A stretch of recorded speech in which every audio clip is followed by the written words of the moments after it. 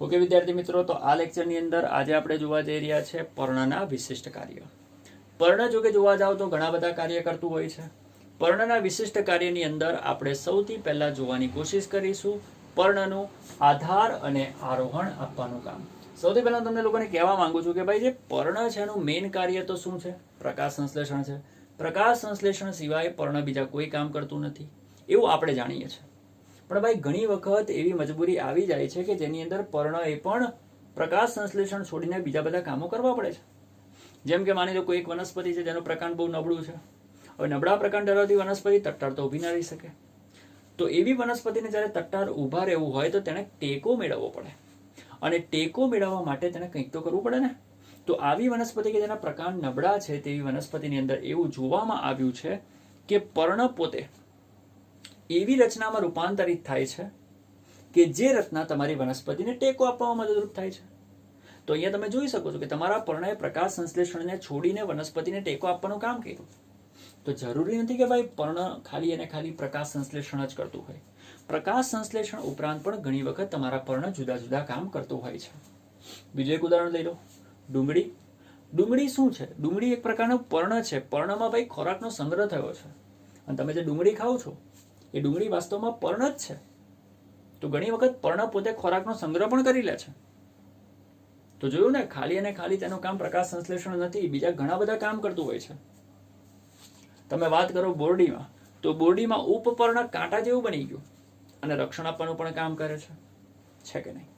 તો આ રીતે આપણે જોઈ શકીએ છીએ કે પર્ણ ખાલી અને ખાલી પ્રકાશ સંશ્લેષણનું કામ નથી કરતું ભાઈ. પ્રકાશ સંશ્લેષણ સિવાય પણ બીજા ઘણા બધા કામ આપણું પર્ણ કરે છે. તો કયા કયા કામ કરે છે એને હવે આપણે ડિટેલમાં જોવાની કોશિશ કરીએ. સૌથી પહેલા વિદ્યાર્થી મિત્રો આપણે ભણવાની કોશિશ કરીશું આધાર અને આરોહણ.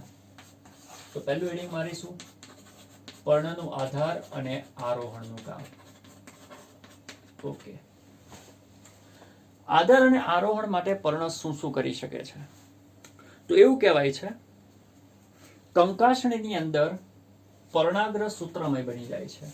પહેલું ઉદાહરણ લઉં છું કંકાસણી. અને કંકાસણીમાં પર્ણનો કયો ભાગ? તો કે પર્ણાગ્ર સૂત્રમય બને અને આધાર આપે. સમજ પડી? તો કંકાસણીમાં પર્ણનો પર્ણાગ્ર એટલે કે પર્ણનો અગ્રભાગ સૂત્રમય એટલે કે દોરી જેવો બની જાય છે, અને કોઈ મજબૂત આધાર સાથે વીંટળાઈને ટેકો આપવાનું કામ કરે છે અથવા તો આધાર આપવાનું કામ કરે છે. બીજી એક વનસ્પતિ છે જેનું નામ છે સ્માઇલેક્સ.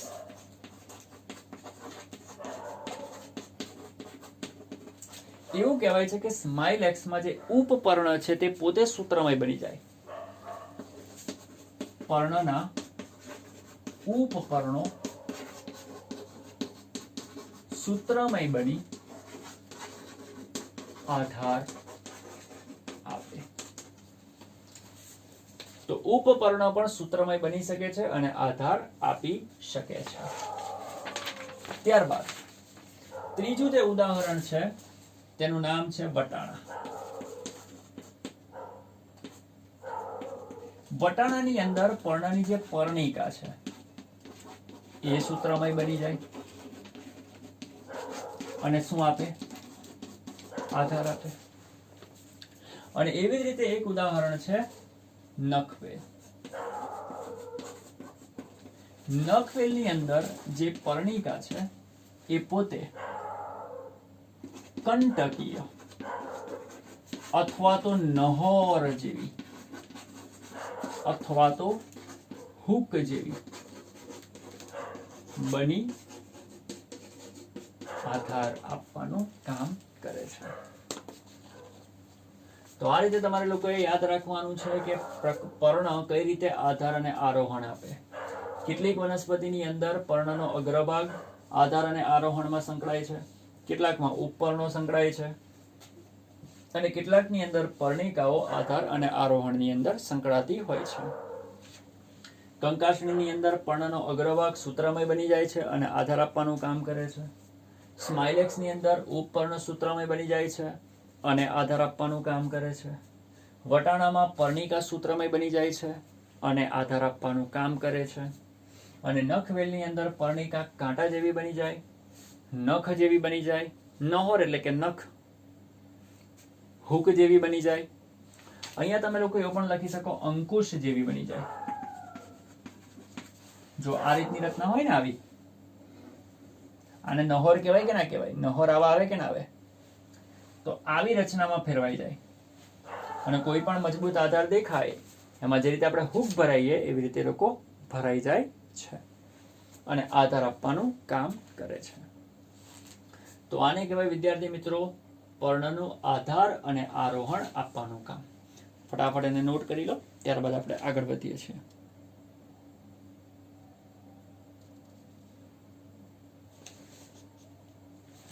ચાલો હવે આપણે બીજો ભાગ જોઈશું, બીજું કામ જોઈશું પર્ણનું.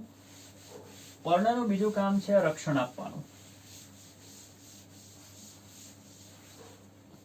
તો હેડિંગ મારીશું નંબર 2, રક્ષણ. એની અંદર એવું કહેવાય છે, સૌથી પહેલું ઉદાહરણ આપણે લઈશું બાવળ અને બોરડી.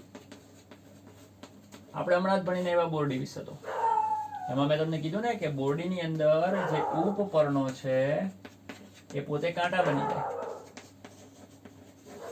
અને શું આપે? રક્ષણ આપે.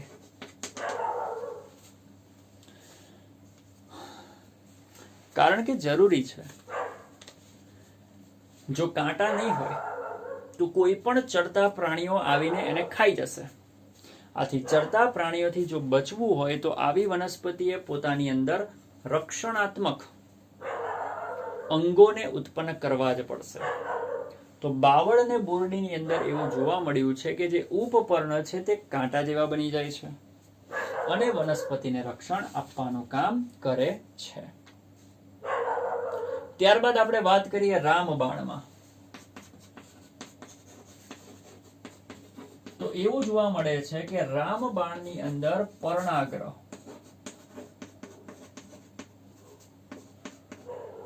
પર્ણનો જે આગળનો ભાગ છે પર્ણાગ્ર એ ખુદ કાંટા જેવી રચનામાં ફેરવાઈ જાય છે. તો પર્ણાગ્ર કંટકીય બને છે અને તમારી વનસ્પતિનું રક્ષણ કરવાનું કામ કરે છે. રામબાણ. તો બાવળ ને બોરડીમાં ઉપપર્ણો કાંટામય બની જાય અને રામબાણની અંદર પર્ણાગ્ર પોતે જ કાંટામય બની જાય છે. અને ફાફડા થોર યાદ કરો, મેં તમને આગળના લેક્ચરોમાં શરૂઆતમાં જ મેં તમને કીધેલું કે ફાફડા થોરની અંદર જે પર્ણ છે તે કાંટા બની જતા હોય છે. અને કેમ બને છે તો એના વિશેની પણ મેં ચર્ચા તમને લોકોને કરેલી. રણ પ્રદેશમાં ઉગતી વનસ્પતિ છે, સૂકો વિસ્તાર છે. જો પર્ણ હશે તો બાષ્પોત્સર્જન વધુ થશે, પાણીનો વધારે પડતો વ્યય થશે. આથી પાણીનો વધારે પડતો વ્યય ન થાય એની માટે તમારી જે પણ વનસ્પતિ છે એ પોતાના પર્ણને કાંટા જેવા બનાવી દે છે. અને એ જે કાંટા જેવા પર્ણ છે, મતલબ કે એ જે કાંટા છે, પર્ણ હવે કાંટા બની ગયા, તો એ જે કાંટા છે એ કાંટા તમારી વનસ્પતિનું અન્ય ચરતા પ્રાણીઓથી રક્ષણ કરશે. કાંટા હોય એટલે કોઈ પણ પ્રાણી ચરવા આવે તો કાંટો વાગે એટલે એ પ્રાણીઓ ત્યાંથી દૂર ચાલ્યા જાય અને બીજી વખત અહીંયા આવવાની કોશિશ કરે નહીં. તો આ રીતે તમારી વનસ્પતિ રક્ષણ મેળવવા માટે પોતાની સપાટી ઉપર તીક્ષ્ણ કાંટા જેવી રચનાઓ ઉત્પન્ન કરે છે અને પોતાનું રક્ષણ કરે છે. છેલ્લો મુદ્દો અહીં આપણે લખી નાખીશું, કોને? ફાફડા થોર.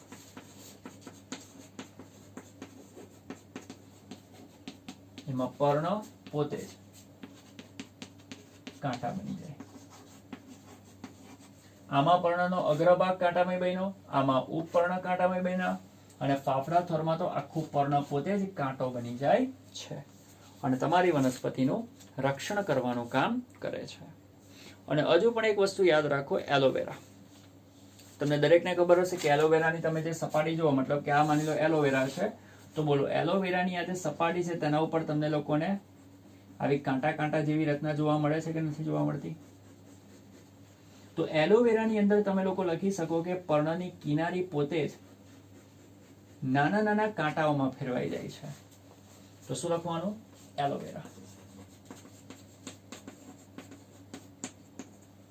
એલોવેરાની અંદર આપણે લખીશું પર્ણની કિનારી કાંટામય અથવા તો એના કરતા વધારે સારું રહેશે તીક્ષ્ણ. પર્ણની કિનારી તીક્ષ્ણ બની રક્ષણ આપવાનું કામ કરે છે.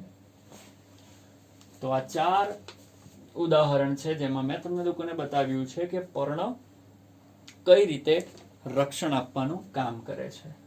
એકવાર ફટાફટ એને નોંધી લો.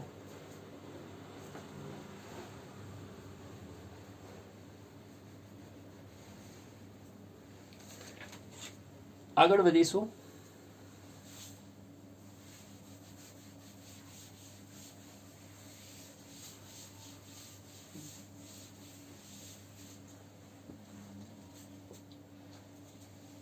ત્રીજું જે વિશિષ્ટ કાર્ય છે તે છે પ્રકાશ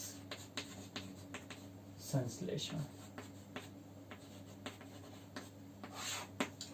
તમે કહેશો કે સાહેબ નવું શું છે? આ તો આપણે બધા જ જાણીએ છીએ કે ભાઈ પ્રકાશ સંશ્લેષણ પર્ણનું જ કામ છે. તો સાહેબ આમાં નવું શું છે? જો આપણે જાણીએ છીએ કે સામાન્ય રીતે વનસ્પતિમાં પ્રકાશ સંશ્લેષણ કોણ કરે? પર્ણ કરે. પણ અહીંયા તમારે સાંભળવાનું છે, ઘણી વનસ્પતિ એવી છે, જેમ કે આપણે વાત કરીશું આપણા વટાણાની. વટાણાની અંદર પર્ણની જગ્યાએ પર્ણની નીચે આવેલા ઉપપર્ણ પ્રકાશ સંશ્લેષણનું કામ કરે છે. પર્ણનું કામ તો પ્રકાશ સંશ્લેષણનું છે જ ભાઈ, એમાં કઈ નવાઈ નથી. પણ અહીંયા તમારે કંઈક નવું જોવાનું છે. જ્યારે પર્ણના પર્ણપત્ર સિવાય પર્ણદંડ, ઉપપર્ણ, પર્ણતલ આ બધા લોકો પ્રકાશ સંશ્લેષણની ક્રિયામાં પાર્ટિસિપેટ કરે તો તે તો આપણી માટે કંઈક નવું જ કહેવાય ને. જો ધ્યાનથી સાંભળો. આપણને દરેકને ખબર છે કે પર્ણના 3 ભાગ છે. એક ભાગ એને કહેવાય પર્ણતલ, એક ભાગને કહેવાય પર્ણદંડ અને એકને શું કહેવાય? પર્ણપત્ર. આપણને દરેકને ખબર છે કે ભાઈ પ્રકાશ સંશ્લેષણનું કામ કોણ કરે છે? તો કે ભાઈ પર્ણપત્ર કરે છે. કોઈ આપણને એમ પૂછે કે પ્રકાશ સંશ્લેષણ કોણ કરે? તો તમે કહેશો પર્ણ કરે. પણ વાસ્તવમાં તમને પૂછે કે ભાઈ પર્ણમાં કોણ કરે? તો તમે કહેશો કે ભાઈ પર્ણપત્ર કરે. પણ અહીંયા તમે લોકો કંઈક નવું જોશો. અહીંયા એવું કહેવાય છે કે તમે વટાણાની વાત કરો તો વટાણાની અંદર પ્રકાશ સંશ્લેષણ પર્ણપત્ર નથી કરતું. પર્ણના તળિયાના ભાગમાં જે ઉપપર્ણો આવેલા છે એ ઉપપર્ણો પ્રકાશ સંશ્લેષણનું કામ કરે છે. એવું કહેવાય છે કે વટાણામાં જે ઉપપર્ણો છે એ પર્ણ જેવા મોટા થઈ પ્રકાશ સંશ્લેષણ કરે છે. તો આ તો આપણી માટે કંઈક નવું જ કહેવાય ને. જનરલી આપણને બધાને ખબર છે કે વનસ્પતિમાં પ્રકાશ સંશ્લેષણ કોણ કરે? તો કે પર્ણ કરે. પર્ણનો કયો ભાગ કરે? તો કે ભાઈ પર્ણપત્ર કરે. પણ વટાણાની અંદર આવું કામ પર્ણપત્ર નથી કરતું. આવું કામ કોણ કરે છે? તો કે વટાણામાં આવું કામ ઉપપર્ણ કરે છે. ઉપપર્ણ મોટા થઈને પર્ણપત્ર જેવા બની જાય છે અને પ્રકાશ સંશ્લેષણનું કામ કરે છે. કેમ? કારણ કે વટાણાની અંદર પ્રકાંડ નબળું હોય અને આવા નબળા પ્રકાંડને આધાર આપવા માટે તમારું આ જે પર્ણપત્ર છે એ પર્ણપત્ર પોતે સૂત્રમય બની જાય છે. હવે પર્ણપત્રનો અગ્રભાગ સૂત્રમય બની જાય તો એ તો બિચારો પ્રકાશ સંશ્લેષણમાં એટલો બધો પાર્ટિસિપેટ નહીં કરી શકે. અને પ્રકાશ સંશ્લેષણમાં પાર્ટિસિપેટ નહીં થાય તો વનસ્પતિમાં ખોરાક બહુ નહીં બને. આથી પ્રકાશ સંશ્લેષણ કરવા માટે એની નીચે આવેલા ઉપપર્ણ પોતે મોટા થઈ જશે અને પ્રકાશ સંશ્લેષણનું કામ કરશે. તો કંઈક નવું છે કે નહીં? અહીંયા પ્રકાશ સંશ્લેષણ કોણ કરે છે? ઉપપર્ણ કરે છે. આથી એને આપણે કહી શકીએ પ્રકાશ સંશ્લેષણનું વિશિષ્ટ કાર્ય. કંઈક નવી જ રીતે પ્રકાશ સંશ્લેષણ છે કે નહીં? તો આ તમારું એક ઉદાહરણ હતું. નંબર 2, એવું કહેવાય છે ઓસ્ટ્રેલિયન બાવળમાં, લખીએ આપણે ઓસ્ટ્રેલિયન બાવળ. ઓસ્ટ્રેલિયન બાવળમાં વિદ્યાર્થી મિત્રો એવું કહેવાય છે કે પર્ણદંડ ચપટો અને પહોળો બને અને લીલો બને. અને પ્રકાશ સંશ્લેષણનું કામ કરે. તો યાદ શું રાખવાનું છે? ઓસ્ટ્રેલિયન બાવળમાં પર્ણદંડ ચપટો, લીલો અને પહોળો બની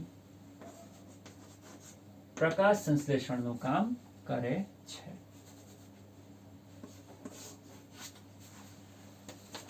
તો પર્ણદંડ કામ કરે છે, પર્ણપત્ર નહીં, પર્ણદંડ કામ કરે છે. તે પણ કંઈક નવું જ કહેવાય ને. ત્યારબાદ આપણે વાત કરીશું પાનફૂટી. જો કે પાનફૂટી એ પ્રકાશ સંશ્લેષણમાં નહીં આવે એટલે એને આપણે કેન્સલ કરીએ છીએ. પ્રકાશ સંશ્લેષણમાં બે મુદ્દા વડે કરવાના છે. વટાણામાં ઉપપર્ણ પ્રકાશ સંશ્લેષણનું કામ કરે છે અને ઓસ્ટ્રેલિયન બાવળની અંદર પર્ણદંડ ચપટો, પહોળો અને લીલો બની પ્રકાશ સંશ્લેષણનું કામ કરે છે. તો આને કહેવાય પર્ણનું પ્રકાશ સંશ્લેષણ માટેનું વિશિષ્ટ રૂપાંતરણ. જોઈ લો ફટાફટ.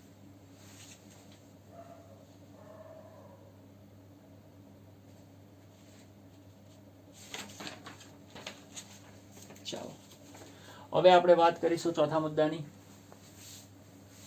જે છે કીટ ભક્ષણ.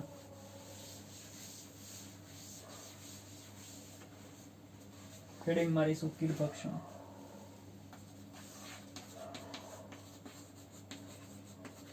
હા, એની પહેલા હું તમને પાનફૂટી કહેવાનું ભૂલી ગયો. વિદ્યાર્થી મિત્રો, એવું કહેવાય છે કે જે પાનફૂટી છે ને, એ પાનફૂટીમાં જો તમે પર્ણને ધ્યાનથી જોશો તો એ પર્ણની જે કિનારી છે તેમાં ખાંચ હોય, ફાટો હોય, આવી રીતે બધી ફાટ પડેલી હોય. મતલબ કે પર્ણ આવે ને એની કિનારી આ રીતે આમ થોડી થોડી ખંડિત હોય. અને એવું કહેવાય છે કે પાનફૂટીના જે પર્ણ છે એની કિનારીમાંથી સમય જતા નાના નાના છોડ ઉત્પન્ન થાય આ રીતના.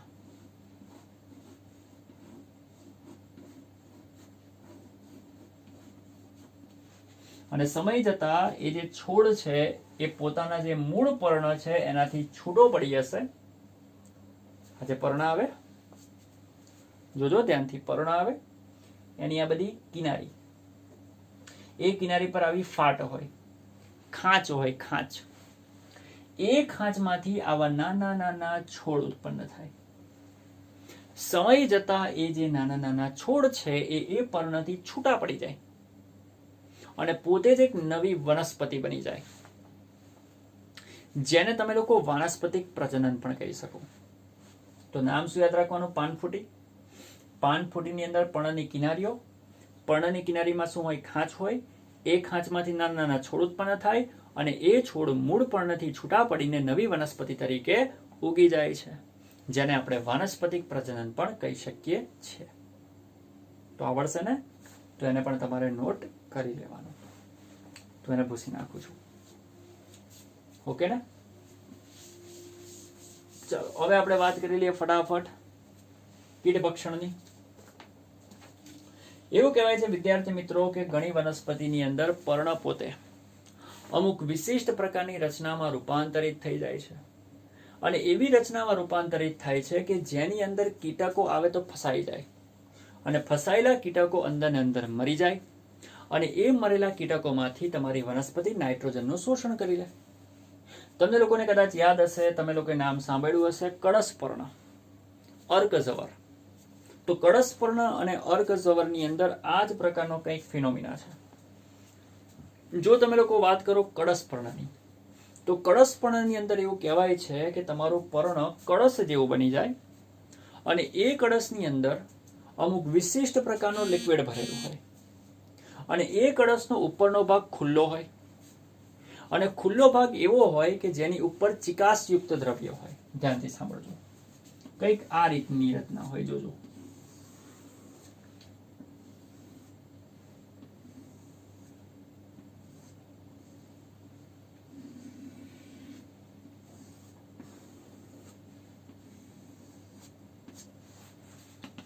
અને અહીંયા કંઈક પ્રવાહી હોય, લિક્વિડ હોય. અને બીજી એક વસ્તુ કે આ જે કળશ બન્યું ને, એ કળશનો આ જે ઉપરનો ભાગ છે ચિકાસયુક્ત, નકરું ચીકણું ચીકણું હોય,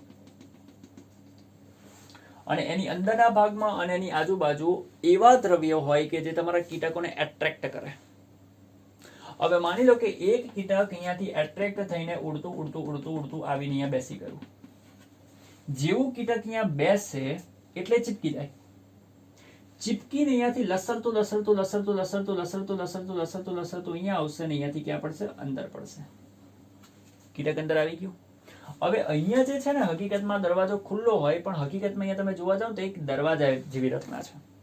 હકીકતમાં તો આ જે કળશ છે એ મેં તમને એવું કીધું કે ખુલ્લું હોય, પણ વાસ્તવમાં એવી રીતે ખુલ્લું નથી હોતું. મતલબ કે આ રીતે ખુલ્લું નથી હોતું, આ રીતે ઓપન નથી હોતું. અહીંયા એક દરવાજા જેવી રચના છે, પણ એવો દરવાજો કે જે કોઈ એક જ તરફ ખુલે. જેમ કે તમે આ જે દરવાજો છે, માની લો કે આ દરવાજો આ રીતનો હોય, આ તમે અહીંયા બેસશો તો એ દરવાજો નીચો થશે. તમે અહીંયા જેવા બેઠા, આ જગ્યા ઉપર તમે બેઠા તો દરવાજો નીચો થયો. દરવાજો નીચો થયો એટલે તમે અહીંયા આવી ગયા, અને પછી દરવાજો ઉપર થઈ ગયો. જેમ કે તમે લોકો ઇમેજિન કરો કે આ જે મારો હાથ છે એ દરવાજો છે. જેવા તમે અહીંયા બેસશો એટલે દરવાજો ખુલ્લો. દરવાજો ખુલ્લો એટલે તમે અંદર આવી ગયા. તમે અંદર આવ્યા એટલે દરવાજો બંધ થઈ ગયો. હવે તમે બહાર નહીં જઈ શકો. સમજ પડી? તમે અહીંયા બેઠા, દરવાજો ખુલ્લો, તમે અંદર આવી ગયા, દરવાજો બંધ થઈ ગયો. હવે તમે લોકો બહાર જઈ શકવાના નથી. તો અહીંયા આવું જ થાય છે. આ જે ભાગ છે, આ જે દરવાજો છે એ ચીકણો હોય. કીટક અહીંયા આવીને બેઠું એટલે કીટક લસરીને ક્યાં જતું રહ્યું? અંદર, અને પછી દરવાજો બંધ થઈ ગયો. હવે તમારું કીટક બહાર ના જઈ શકે, કારણ કે દરવાજો ઉપર તરફ ખુલવાનો છે નહીં. દરવાજો એક જ તરફ ખુલે છે, દરવાજો બહાર ખુલતો નથી. એટલે હવે તમારું કીટક અંદરથી બહાર નહીં જઈ શકે, અંદર ને અંદર મરી જશે. અને જો કીટક અંદર અંદર મરી જશે તો એ જે મરેલું કીટક છે એમાંથી તમારી વનસ્પતિ નાઇટ્રોજનનું શોષણ કરી લેશે.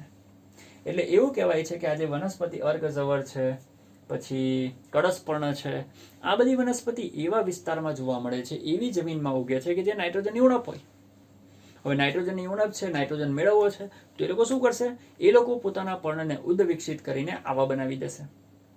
કોઈ કળશપર્ણ બની હશે, કોઈ શું બની હશે? અર્કઝવર બની હશે. અને પછી શું થશે? જે કીટકોની પાસે આવશે એ કીટકોનું તે ભક્ષણ કરી લેશે. અને જ્યારે કીટક મરી જશે તો એ મરેલા કીટકમાંથી તે નાઇટ્રોજનને મેળવી લેશે. આ રીતે નાઇટ્રોજનની જે ઉણપ છે તે આ બધી વનસ્પતિ પૂરી કરી નાખે છે. તો પરીક્ષામાં તમને લોકોને સવાલ પૂછાય કે એક એવી જમીન છે, એવી જમીન કે જેના ઉપર આપણે સિમ્બી કુળની વનસ્પતિ ઉગાડતા નથી. હું લખું છું અહીંયા, સિમ્બી કુળને ઉગાડવાની મનાઈ છે. એક જમીન છે જેના પર સિમ્બી કુળને ઉગાડવાની મનાઈ છે. આ જમીનમાં નાઇટ્રોજનની ઉણપ છે. એક જમીન છે એના પર સિમ્બી કુળને ઉગાડવાની મનાઈ છે, નાઇટ્રોજનની ઉણપ છે. તો આવી જમીન ઉપર બીજી કઈ વનસ્પતિ ઉગશે? તો મગજમાં ફિટ કરી દો. આવી જમીન પર આપણે કોને ઉગાડી શકીએ? તો કે ભાઈ કીટાહારી વનસ્પતિ. કોને? કીટાહારી વનસ્પતિ.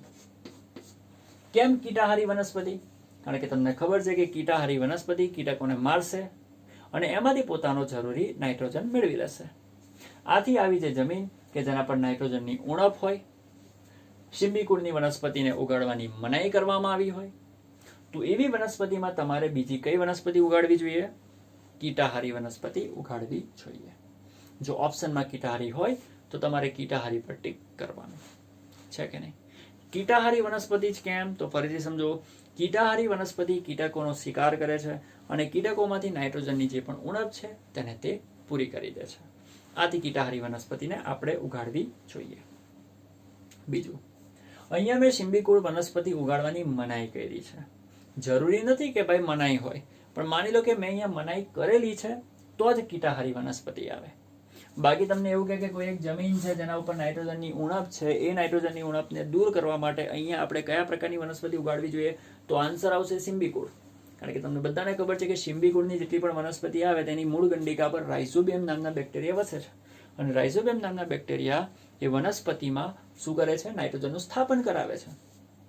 તો એ તો આપણે પહેલેથી ભણતા જ આવ્યા છે કે જો તમારી પાસે એવી કોઈ બંજર જમીન હોય કે જેના પાસે નાઇટ્રોજન નથી, તો આવી વનસ્પતિની અંદર નાઇટ્રોજનની ઉણપને પૂરી કરવા માટે ત્યાં તમારે સિમ્બી કુળની વનસ્પતિ ઉગાડી દેવાની, કઠોળ વર્ગની વનસ્પતિ ઉગાડી દેવાની, જેથી આરામથી તમારી જમીનમાં નાઇટ્રોજનનું પ્રમાણ ધીમે ધીમે વધી જાય. પણ સવાલ શું હતો?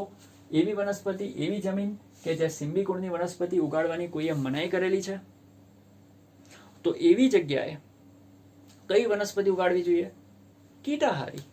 અને કે કીટાહારી વનસ્પતિ કીટકોને ખાશે અને એમાંથી પોતાની જે નાઇટ્રોજનની ઉણપ છે તે પૂરી કરી લેશે. તો એકવાર ફટાફટ આટલા મુદ્દાઓ નોટ કરી લો.